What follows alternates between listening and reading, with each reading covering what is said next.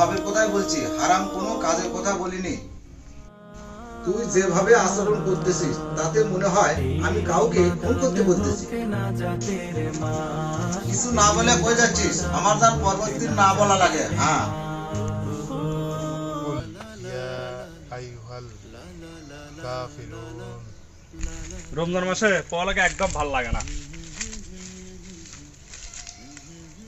কি রে, কি হচ্ছে? রোজার মাসে রোজা থেকে এমনি ক্লান্ত।